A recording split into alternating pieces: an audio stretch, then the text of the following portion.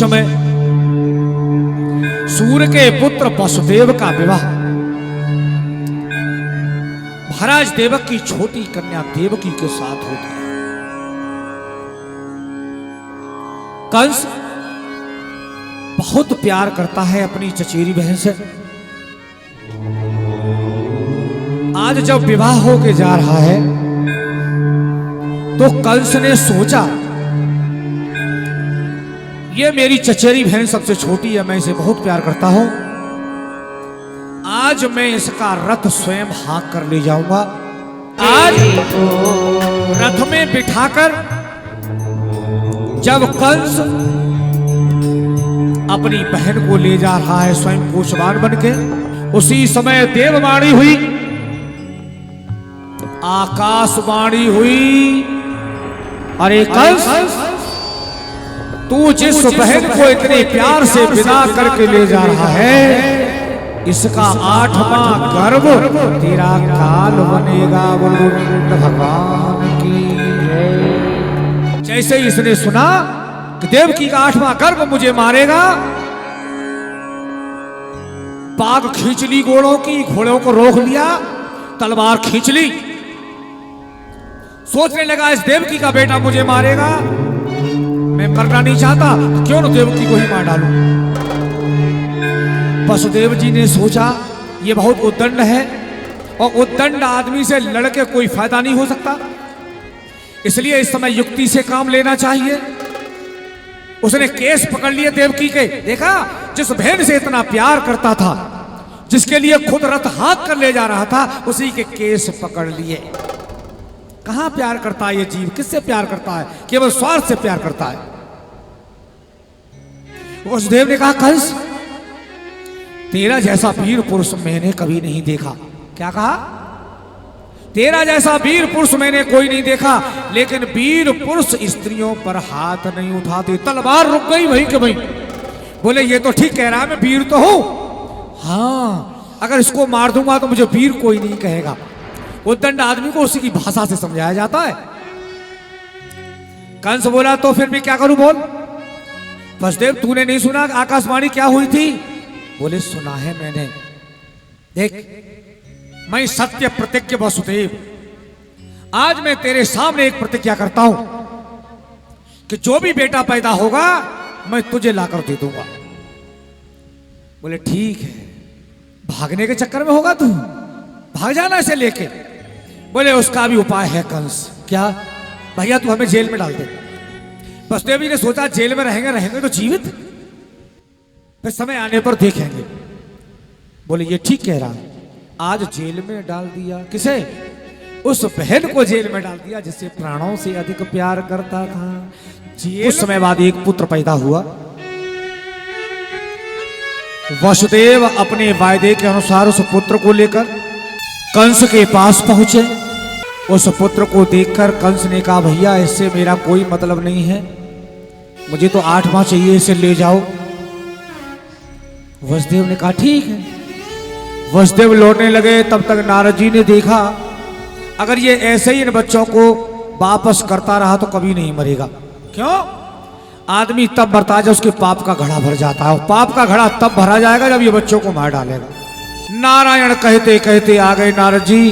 कंस ने देखा आज तो देव ऋषि आए हैं, एक उच्च आसन दिया, उनके चरणों को धोया, प्रक्षालन कराया। नारद जी ने पूछा वसुदेव आया था अभी यहाँ? हाँ आया था। क्यों? प्रभु बच्चा लेके आया था। बोले अच्छा क्यों? अरे तुमने सुना नहीं आकाशवाणी हुई थी एक बार कि देवकी का 8वां गर्भ मुझे मारेगा? ये तो पहला बच्चा था इसलिए मैंने वापस कर दिया। बोले हाँ ठीक है, लेकिन कंस बोले लेकिन क्या? देख एक काम कर कंस, तू एक गोला बना। गोला बन गया। बोले देख ये ब्रह्मांड बन गया, अब इसमें 8 लाइनें कर दे। उसने 8 लाइनें कर दी। बोले ये देवकी के बेटा हो गए। बोले ठीक है, अब तू ये बता इसमें 8वां कौन सा और पहला कौन सा है? अब वो इधर से गिनता है तो ये 8वां, इधर से गिनता है तो ये 8वां, बड़े चक्कर में पड़ गया। बोले प्रभु 8वां कौन सा और पहला कौन सा है? बोले नारायण नारायण, मैं चला, मेरा काम हो गया। बोले इसको मुझे मार देना चाहिए। बोले मैं कैसे कह दूं मार देना चाहिए, तू जाने, तेरा काम जाने। कंस बोला वसुदेव कहाँ है? वसुदेव बोले मैं यहीं खड़ा हूं, मैं जानता था तू मुझे बुलाएगा। आज परीक्षित जी उस बच्चे को उसने झपट लिया और घुमाया, एक चट्टान पर दे मारा, एक नवजात शिशु को मार डाला। वैसे ही काला रंग था उसका, उसके खून के छींटे उसके मुंह पर पड़े और विभत्स चेहरा हो गया। ऐसे ही एक नहीं, दो नहीं, तीन नहीं, 6 बच्चों को मार डाला। देवकी जेल में करुणा क्रंदन करती है। उस मां से पूछो जिसका बच्चा पैदा होते ही मार दिया जाता हो, उस मां पर क्या बीत रही होगी। जेल में रोती रहती है देवकी। वसुदेव से ढाढ़स बढ़ाते रहते हैं, कहते देवी एक दिन प्रभु जरूर आएंगे हमारी रक्षा करने। बहुत तेज है देवकी के चेहरे पर। अब तो कंस दिन रात चिंतन करता रहता है, मेरे प्राणों का ग्राहक आने वाला है, मेरे प्राणों का ग्राहक आने वाला है, भगवान का जन्म होने वाला है। इधर एक दिन देवकी और वसुदेव में जब तेज देखा तो कंस ने उनके तोक डलवा दिया, बेड़ियां डलवा दी। किसके बेड़ियां डाल दो, कहीं ऐसा हो कि मेरी मौत ही आ जाए। अब तो बेड़ियां पड़ गए, बेचारे हिल भी नहीं सकते। उसी दशा में एक दिन देवकी वसुदेव ने देखा कि सामने जेल की दीवार पर एक बड़े गजब की चमक सी देखी। उस चमक में अहम ब्रह्मास्मि लिखा था और उसी चमक में क्या देखा, चतुर्भुज रूपधारी भगवान खड़े मुस्कुरा रहे हैं। देवकी वसुदेव कहने लगे प्रभु हम तो हाथ भी नहीं जोड़ सकते तुम्हारे, ये तोक पड़े हैं। देवकी ने कहा प्रभु हमें तुम्हारा चतुर्भुज रूप की आवश्यकता नहीं है, अब तुम बाल लीला दर्शाओ बोल गोविंद भगवान की। भगवान ने कहा देवी ये तो रूप मैंने इसलिए दिखाया है तुम्हें कि तुम्हें मेरी भक्ति याद आ जाए। मैं तुम्हारे यहां जन्म लेके कोई एहसान नहीं कर रहा हूं, तुमने बड़ी भक्ति करी थी देवी। पहले तुम्हारा नाम प्रश्नी था और इस वसुदेव का नाम सुतपा था। पहले इन्होंने बहुत भक्ति की थी। जब भगवान ने इन्हें सृष्टि रचने का आदेश दिया तो इन्होंने एक वरदान मांगा था कि हम सृष्टि तो रचेंगे, लेकिन एक शर्त पर। शर्त यह होगी कि ये भगवान मेरे पुत्र बन के आए। उस समय हम तुम्हारे गर्भ से प्रश्न करवा के नाम से जन्म लिया। दूसरे जन्म में देवी तुम अदिति बनी और ये वसुदेव कश्यप बने, तब मैं उपेंद्र रूप से वामन के रूप से तुम्हारे यहाँ जन्म ग्रहण किया। अब ये तुम्हारा तीसरा जन्म देवकी वसुदेव का है, मैं तुम्हारे यहाँ कृष्ण बन के आऊंगा। बोल गोविंद भगवान की जय। परीक्षित जी 7वां गर्भ देवकी के गर्भ में प्रेषित हुआ। इधर भगवान ने योग माया को बुलाया और योग माया से कहा देवी सुन, आज तुझे एक काम करना है। मेरा क्या? मेरा अंश जो शेष बताया जाता है इस समय देवकी के गर्भ में है, तू वहां से उसे खींच और वसुदेव की रोहिणी नामक पत्नी नंद के यहां छिपी हुई है, तू उसे रोहिणी के गर्भ में प्रेषित कर दे। और एक काम और करना होगा तुझे, मैं देवकी के यहाँ जन्म लूंगा, तू यशोदा के यहाँ कन्या के रूप में जन्म लेना। इतनी सी लीला कर दे तू, इसके बदले में मैं कलयुग में तेरी घर घर में पूजा करा दूंगा। ऐसा कहकर भगवान अंतर ध्यान हो गए। आज योग माया आई। योग माया ने देवकी के गर्भ से उस गर्भ को खींचा। देवकी भी नहीं समझ पाई, वसुदेव भी नहीं समझ पाए कि क्या हो गया। उस बच्चे को रोहिणी के गर्भ में प्रेषित कर दिया। मथुरा की स्त्रियों ने जब सुना कि देवकी का 7वां गर्भ श्राप हो गया, पहले तो उन्हें कष्ट हुआ, फिर कहने लगी ये ठीक ही हुआ, कम से कम इस हत्यारे कंस के हाथ से तो नहीं मारा गया। मथुरा की नारियां कहती ये दुष्ट कब मरेगा। इसने बेचारी देवकी के 6 पुत्रों को मार डाला। देवकी स्वयं नहीं समझ पाई आखिर मेरे गर्भ में हुआ क्या। आज परीक्षित जी भादव शुक्ला एकादशी को माता रोहिणी के गर्भ से बलभद्र भगवान का जन्म होता है। भगवान की जय। जय जय श्री राधे, जय जय श्री राधे, जय जय श्री राधे।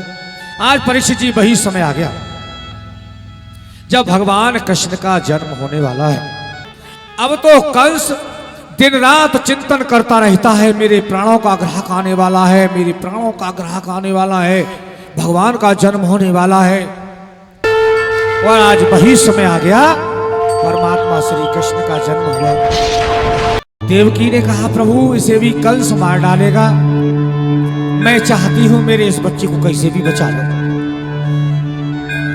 वसुदेव कहने लगे देवी मैं कैसे बचा लूं, तौक लगा पड़ा है, अब तू मुझे ये तो बता मैं बचाऊं कैसे।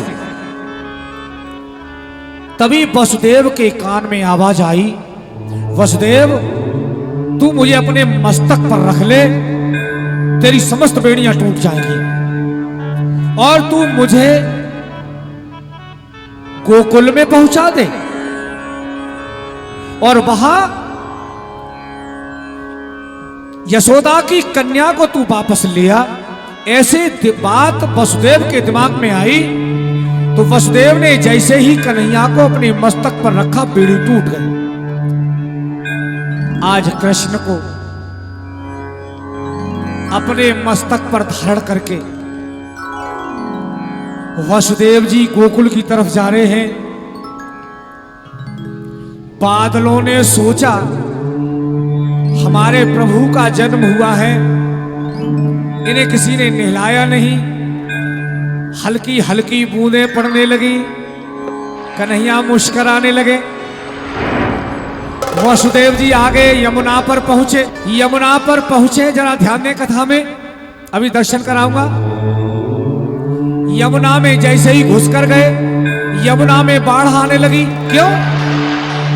यमुना ने सोचा भविष्य में ये मेरे पति बनने वाले हैं, मैंने इनके पैर नहीं छुए तो पाप लगेगा। इधर कन्हैया ने सोचा अगर यमुना में बाढ़ आती रहेगी तो पिताजी डर जाएंगे, इसलिए उन्होंने अपने पैर लटका दिए। यमुना ने पैर छुए और यमुना बैठ गई।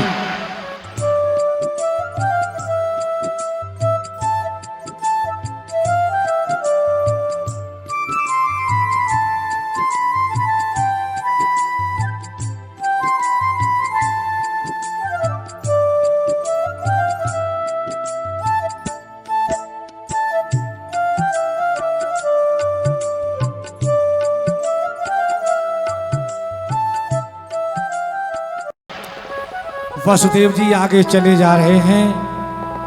कहां पहुंचे भैया, घुमा दो।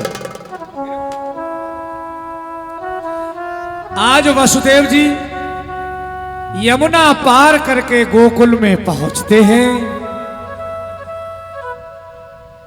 अभी मैंने बैठाऊंगा तभी आप दर्शन करना, जिन्हें भी यथाशक्ति यथाभक्ति। अभी इनकी जब अभी कुछ नहीं होना है, अभी तो केवल इनके दर्शन करें। आगे चल के जब बधाइयां होंगी तब जो भी इच्छा शक्ति जो भी दान हो अपना करना। बोल गोविंद भगवान की जय। आज वसुदेव जब गोकुल में पहुंचे तो क्या देखा, यशोदा की पीठ से एक कन्या अपनी पीठ रगड़ रही है। वसुदेव जी ने चुपचाप जाकर कृष्ण को वहीं सुला दिया और यशोदा की कन्या को लेकर उल्टे लौटने लगे। बोल गोविंद भगवान की जय। वसुदेव जी उस कन्या को लेकर पहुंचे और जैसे ही जेल में पहुंचे गेट बंद हो गया, हथकड़ियां पड़ गई, पहरेदार जाकर